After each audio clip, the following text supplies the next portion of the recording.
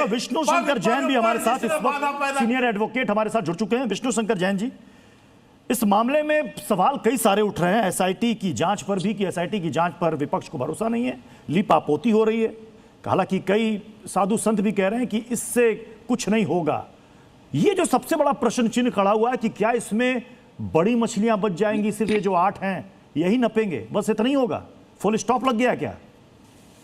देखिए, एक बात ये होती है कि कोई भी आदमी ये कैसे प्रिज्यूम कर सकता है कि जांच जो हो रही है, अभी तो जांच की प्रक्रिया चल रही है, तो आज जब जांच की प्रक्रिया चल रही है तो मैं ये पूछना चाहता हूं बहुत ही जिम्मेदारी से कि आपके पास क्या मटेरियल है ये बताने के लिए कि जांच निष्पक्ष नहीं हो रही है?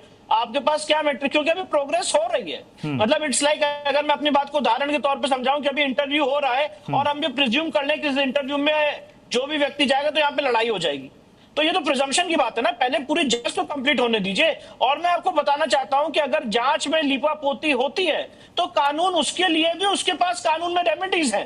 फॉर एग्जांपल, अगर सपोज करिए आयोग किसी के खिलाफ जांच के दौरान कहता है कि भाई इसके खिलाफ कोई गुनाह नहीं बनता है, तो हर आदमी के पास अधिकार है प्रोटेस्ट पिटीशन फाइल करने का और फिर कोर्ट के सामने गवाही देने का और अपने तथ्य रखने का, और कोर्ट उसके बाद उसको कंप्लेंट केस के रूप में ट्रीट कर सकती है। ये ऐसा नहीं, जो आदमी क्रिमिनल लॉ में प्रैक्टिस करता है सारे लोग जानते हैं कि आज हमेशा जब भी कोई जांच होती है तो कंप्लेनेंट को या आम व्यक्ति को भी अधिकार होता है वहां पे अपनी बात रखने का, और अगर जांच सही नहीं हुई है तो उसमें अपनी बात रखी जा सकती है। पर जांच के दौरान ये प्रिज्यूम कर लेना, कोई भी व्यक्ति प्रिज्यूम नहीं कर सकता है कि भाई जांच सही होगी कि गलत होगी। अभी तो जब जांच में चार्जशीट फाइल होगी तब वो बात पता चलेगी। और मैं एक बात और बताना चाहता हूँ, आप हमेशा भ्रम फैलाया जाता है कि जी सिर्फ 8 अभियुक्त है, इसमें 8 अभियुक्त कम ही है। जब जांच होगी तो उसके बाद पुलिस चाहे तो और लोगों को भी चार्जशीट में अक्यूज्ड बना सकती है। ओके, ऐसा नहीं है कि सिर्फ 8 ही अक्यूज्ड है।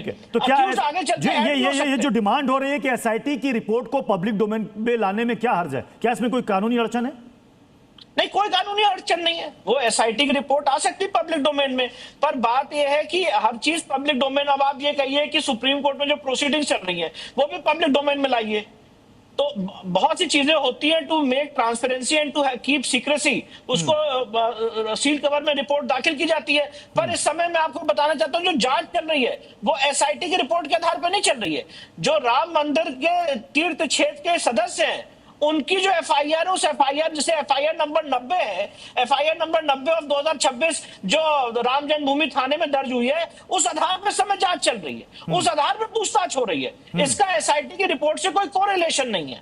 जब आप कह रहे हैं कि इसका इस पर कोई कोरिलेशन नहीं है तो ये एफआईआर दर्ज करने में देरी क्यों हुई? अगर ट्रस्ट को लगा, उनके अधिकारियों को लगा, मेंबर को लगा कि आरोप लग रहे हैं, कुछ तो गड़बड़ी हुई, फिर एसआईटी बनी, फिर कहा गया एसआईटी बनी है वो देखेगी, जांच में कुछ तथ्य सामने आएंगे तब एफआईआर होगी, और वही हुआ। देखिए प्रत्युष जी, मैं इस केस से जुड़ा रहा हूं और मेरे पिताजी हरिशंकर जैन साहब ने सुप्रीम कोर्ट में ये एक रिकमेंडेशन दिया था कि यहाँ पे ट्रस्ट का गठन किया जाए। तो आज सबसे ज्यादा पीड़ा और व्यथा हमें है जब हमें ये सारे एलिगेशंस या ये सारे आरोप सुनने को मिल रहे हैं। पर आपकी बात से मैं एग्री करता हूं कि एफआईआर होने में लेट हुआ, नहीं होना चाहिए था। एफआईआर तुरंत होनी चाहिए थी। जब 5 जून को पता चलता था उसी समय एफआईआर दर्ज हो जानी चाहिए थी। वो बात आपकी बिल्कुल सही है। पर मैं यहाँ पे आज आपके सामने बहुत महत्वपूर्ण बात करना चाहता हूँ। अब जो हो चुका है वो तो हो चुका है। उस समय की सुई को तो हम और आप वापस नहीं ला सकते। पर आज हमें आपको चिंतन मंथन इस चीज पे करने की जरूरत है कि हमारा जो टेंपल एडमिनिस्ट्रेशन है, जो हमारा मंदिर का मैनेजमेंट है, वो ऐसा होना चाहिए और ऐसा फुल प्रूफ मैकेनिज्म बनना चाहिए कि आगे आने वाले समय में कभी ऐसी चीज ना हो। तो उसके लिए मेरे कुछ सुझाव हैं। जैसे फॉर एग्जाम्पल, जी बताइए, कुछ आप कुछ कहना चाहते? नहीं, आप कह रहे थे क्या सुझाव है? कई लोग ये कह रहे हैं कि ये सरकार के पूरी तरीके से सरकार के कंट्रोल में आ जाए, जैसे कि तिरुपति मंदिर है, वहां का ट्रस्ट है। नहीं, मैं आपको बता रहा हूं। देखिए, आपको इस ट्रस्ट डीड को पढ़ना पड़ेगा। राम जन्मभूमि तीर्थ क्षेत्र की ट्रस्ट डीड को पढ़ना पड़ेगा, जो 5 फरवरी 2020 को गठित की गई थी सुप्रीम कोर्ट के आदेश के बाद। ये 15 सदस्यीय कमेटी है जिसमें डीएम अयोध्या इसके एक्स ऑफिशियो मेंबर है, केंद्र सरकार के रिप्रेजेंटेटिव है, राज्य सरकार के रिप्रेजेंटेटिव है, निपेंद्र मिश्रा जी इसमें है, उसके बाद निर्मोही अखाड़ा के रिप्रेजेंटेटिव है, के पराशरन साहब हैं, और बाकी 7 ऐसे लोग हैं जो जिनको नामित किया गया है केंद्र सरकार द्वारा।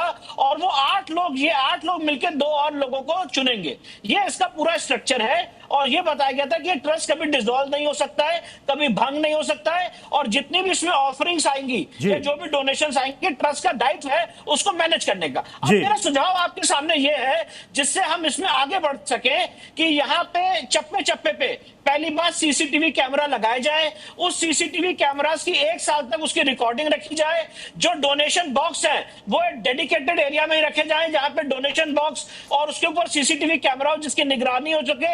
हर 3 महीने में इसका ऑडिट किया जाए और उसकी रिपोर्ट सबमिट की जाए राज्य सरकार को और केंद्र सरकार को। विष्णु शंकर जी, आप बिल्कुल सही कह रहे हैं, आप बिल्कुल सही कह रहे हैं।